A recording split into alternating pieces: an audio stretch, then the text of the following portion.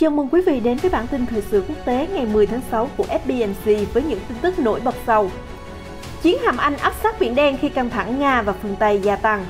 Tổng thống Putin nhận xét Ukraine sẽ trở thành bia đỡ đạn nếu gia nhập NATO.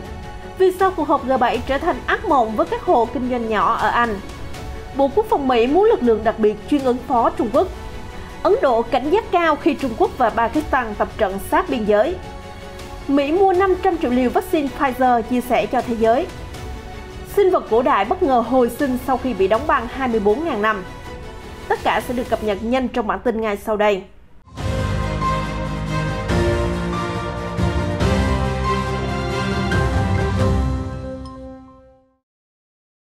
Tàu khu trục mang tên lửa của Anh vừa băng qua eo biển Bosphorus và cập cảng ngoài khơi Istanbul của Thổ Nhĩ Kỳ hôm ngày 9 tháng 6, giữa lúc mối quan hệ giữa Nga với Ukraine và phương Tây gia tăng căng thẳng. Một tàu khinh hạm Hà Lan theo một tuyến đường biển khác cũng đã hội ngộ với tàu Anh ở cảng của Thổ Nhĩ Kỳ. Hồi tháng 4, tờ Sunday Times cho biết nhiều tàu chiến của Anh sẽ đến Biển Đen như một cách thể hiện cam kết vững chắc của Anh đối với Ukraine và các đồng minh của NATO. Trong những ngày tới, có thể tàu khu trục mang tên lửa phòng không Thai 45 và tàu khinh hạm mang tên lửa chống hạm Thai 23 sẽ tách khỏi nhóm tác chiến tàu sân bay của Hải quân Hoàng gia Anh trên địa Trung Hải để tiến thẳng về Biển Đen để giằng mặt Nga. Tổng thống Nga Vladimir Putin hôm 9 tháng 6 phát biểu có ít nhất 50% người dân Ukraine không muốn gia nhập NATO và trở thành bia đỡ đạn NATO. Ông Putin nói thêm rằng Nga không thể thờ ơ trước viễn cảnh thảm khốc đó. Tổng thống Nga cũng chỉ trích Kiev vì đã không tuân thủ hiệp định Minsk về cuộc xung đột ở vùng Donbass. Trong khi đó, Tổng thống Ukraine Volodymyr Zelensky đang ra sức vận động hành lang để thúc đẩy quá trình nước này gia nhập NATO. Hồi tháng 4, ông Zelensky nói rằng tham gia NATO là cách duy nhất để kết thúc căng thẳng và giao tranh. Cũng liên quan đến mối quan hệ với Nga, Tổng thống Mỹ Joe Biden hôm 9 tháng 6 nói rằng Washington không cố tình gây xung đột với Moscow, nhưng sẽ phản ứng một cách uy lực và kiên quyết nếu chính phủ Nga còn tiếp tục những hành động có hại. Ông Biden phát biểu như trên trước khi bắt đầu chuyến công du 8 ngày đến châu Âu, bao gồm tham gia hội nghị NATO và cuộc gặp thượng đỉnh với Tổng thống Nga Putin. Chuyến công du lần này có ý nghĩa vô cùng quan trọng với Washington vì giúp họ sưởi ấm quan hệ với các đồng minh bên kia Đại Tây Dương sau thời gian nguội lạnh dưới thời cựu Tổng thống Donald Trump. Đồng thời, đối với cuộc gặp ông Putin, hai nhà lãnh đạo Nga-Mỹ mong muốn đưa quan hệ song phương trở nên ổn định và dễ đoán hơn. Trước hết, trong lần công du này, ông Biden sẽ dừng chân ở Khuôn Vác thuộc vùng duyên hải nước Anh để tham gia hội nghị G7. Chủ đề chính yếu trong cuộc họp bao gồm ngoại giao vaccine, thương mại, khí hậu và sáng kiến tái xây dựng cơ sở hạ tầng ở các nước đang phát triển. Tại thời điểm chỉ còn vài giờ là các nhà lãnh đạo thế giới sẽ đến Cornwall khởi động hội nghị G7, người dân thị trấn ven biển St. Ives lại tỏ ra căng thẳng và lo ngại. Theo Reuters hôm 9 tháng 6 ghi nhận, cư dân địa phương e rằng sự kiện trọng đại của G7 sẽ ảnh hưởng đến đời sống và công việc làm ăn hàng ngày của họ. Ngành du lịch chỉ mới chập chững phục hồi ở thị trấn ven biển này sau đại dịch Covid-19, nay lại trở nên thưa vắng du khách do an ninh được thắt chặt tối đa để đón tiếp các nguyên thủ quốc gia. Cô Megan, người cho thuê thuyền ở bãi biển, nói rằng việc kinh doanh tổn thất rất lớn do hầu hết du khách đã hủy chuyến đi đến Cornwall. Trong khi đó, cô Sarah, nhân viên phục vụ quán cà phê, nói rằng khá hào hứng khi các nhà lãnh đạo G7 đến địa phương. Tuy nhiên, nhiều người khác lại cảm thấy phiền toái khi các tuyến đường bị phong tỏa. Hiện giờ, tất cả các trạm tàu, các tuyến đường bộ dẫn đến khu nghỉ dưỡng Cardiff Bay đều bị chặn lại để đảm bảo an ninh. Hơn 5.000 cảnh sát được triển khai từ khắp nước Anh đã có mặt ở khu vực để tuần tra nghiêm ngặt. Cuộc gặp vào ngày mai sẽ là lần đầu tiên sau 2 năm các nhà lãnh đạo G7 gặp mặt trực tiếp sau những gián đoạn vì đại dịch Covid-19. Trong khi đó, địa điểm diễn ra cuộc họp thượng đỉnh giữa ông Putin và ông Biden vào hôm 16 tháng 6 sẽ là căn biệt thự có từ thời thế kỷ 18 của Thụy Sĩ, nhìn ra hồ Geneva thanh bình. Dù vậy, chủ đề thảo luận dự kiến không tránh khỏi căng thẳng.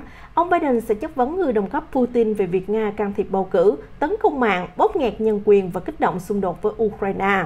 Trước đó, Tổng thống Putin từ chối mọi cáo buộc về can thiệp vào tình hình chính trị Mỹ.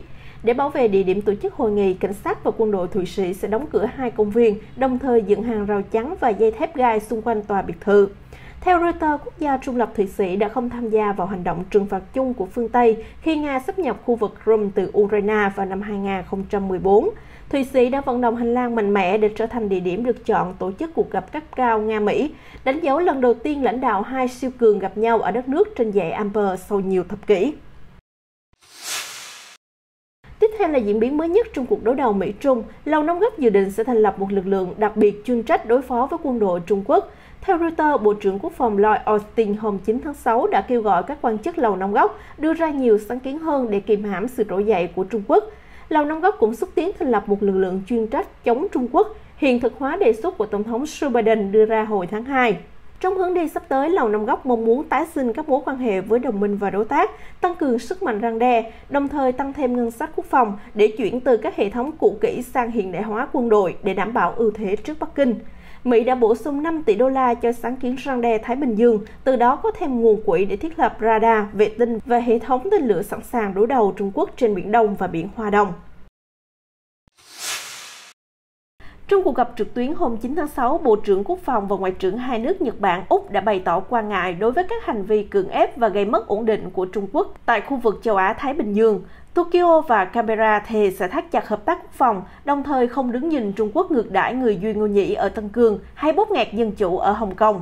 Ngay sau đó, Trung Quốc phản ứng gay gắt. Người phát ngôn Bộ Ngoại giao nước này Uông Văn Bân nói rằng Nhật-Úc đang tiếp tục sử dụng chiêu bài cũ mang tên mối đe dọa từ Trung Quốc và đã vu khống can thiệp một cách xảo trá về vấn đề nội bộ của Bắc Kinh. Ông Uông nói, vấn đề liên quan đến Tân Cương và Hồng Kông thuộc về nội bộ Trung Quốc và không có chỗ cho nước ngoài can thiệp. Nhật Bản và Úc đã thổi phồng cái gọi là mối đe dọa từ Trung Quốc. Chúng tôi kịch liệt phản đối những hành động này. Quân lính Ấn Độ đóng quân tại khu vực biên giới Ladakh đang cảnh giác cao độ khi không quân Trung Quốc tiến hành tập trận chung với lực lượng Pakistan ở khu tự trị Tây Tạng.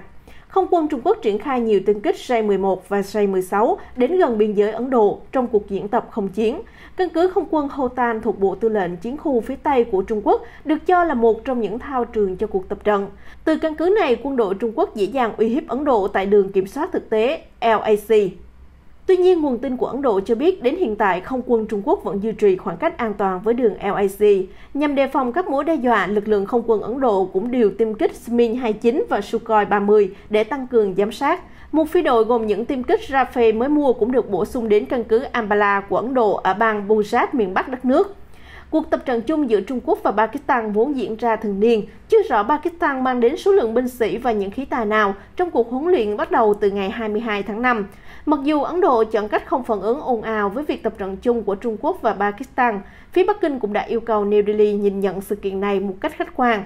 Người phát ngôn Bộ Ngoại giao Trung Quốc Uông Văn Bân hồi tháng 12 năm ngoái đã nói, việc tập trận chung giữa quốc gia này với Pakistan không nhắm mục tiêu vào quốc gia thứ ba và kêu gọi New Delhi tránh kích động.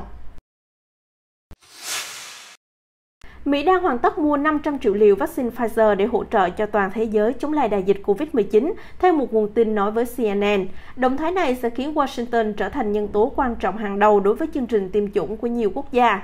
Tổng thống Joe Biden dự kiến sẽ chính thức thông báo tin tức trên tại cuộc họp G7 ở Anh vào tuần này. Trong số 500 triệu liều vaccine mà Mỹ dự định hỗ trợ cho thế giới, 200 triệu liều sẽ được giao trong năm nay, 300 triệu liều còn lại sẽ được chuyển đi vào nửa đầu năm 2022. Tất cả các lô hàng này sẽ được phân phối thông qua sáng kiến COVAX của WHO, chuyển tới 92 nước có thu nhập trung bình thấp, cộng thêm hỗ trợ cho Liên minh châu Phi. Cố vấn an ninh quốc gia Mỹ Jake Sullivan hôm qua cho biết, Washington mong muốn giúp các nước có được nguồn cung vaccine trong giai đoạn cần thiết nhất, qua đó cũng giúp Hoa Kỳ thoát khỏi nguy cơ tái bùng phát dịch COVID-19. Trước đó, chính quyền ông Biden cam kết sẽ chia sẻ 80 triệu liều vaccine cho thế giới, cũng sử dụng vaccine của hãng Pfizer. Tuần trước, Nhà Trắng thông báo đã chia sẻ 25 triệu liều vaccine đầu tiên và sẽ giao hết 80 triệu liều vào cuối tháng 6 này. Trong đó, 75% được phân phối thông qua COVAX, còn lại Hoa Kỳ sẽ giao trực tiếp cho một số đồng minh và đối tác của mình. Về việc tiêm chủng trong nước, Tổng thống Joe Biden cho biết sẽ có đủ nguồn cung vaccine cho tất cả người Mỹ trưởng thành vào cuối tháng 6, đồng thời đặt mục tiêu tiêm phòng cho 70% người trưởng thành Mỹ đến ngày 4 tháng 7. Tuy nhiên, theo CNN, Mỹ còn cách mục tiêu này rất xa. Mới đây, giới khoa học Nga bất ngờ ngỡ ngàng phát hiện một vi sinh vật đã hồi sinh sau khi ngủ đông suốt 24.000 năm dưới vùng băng giá vĩnh cửu thuộc Siberia. Đó là một loài vi sinh vật cổ đại được gọi là lung trùng Diploid, được phát hiện trong mẫu đất lấy từ con sông Alazia thuộc khu vực cực bắc của Liên bang Nga. Con lung trùng này là sinh vật đa bào, từng được tìm thấy trong môi trường nước ngọt ở khắp nơi trên thế giới và có khả năng chịu lạnh cực tốt. Các nghiên cứu trước đây cho biết lung trùng này có thể sống sót suốt một thập kỷ ở nhiệt độ âm 20 độ C. Trong trường hợp mới đây, con lung trùng cổ đại này trở thành sinh vật sống thọ bậc nhất từng được ghi nhận ở điều kiện băng giá vĩnh cửu. Nó còn được khai quật ở độ sâu 3,5 m dưới lòng đất, có tuổi đời dao động trong khoảng từ 23.900 đến 24.500 năm. Vùng đất bị bao phủ bởi lớp băng vĩnh cửu ở Nga, nơi mặt đất bị đóng băng suốt hầu hết thời gian, nhưng trong mấy năm qua, do băng tan dần vì biến đổi khí hậu, đã cung cấp thêm nhiều khám phá khoa học đáng kinh ngạc. Các nhà khoa học từng hồi sinh loài giun cực nhỏ được gọi là giun tròn, từ trầm tích ở hai nơi phía bắc Siberia, có niên đại hơn 30.000 năm tuổi. Thông tin vừa rồi cũng đã khép lại bản tin thời sự quốc tế hôm nay. Xin chào và hẹn gặp lại quý vị trong những chương trình tiếp theo được phát sóng trên kênh FBNC.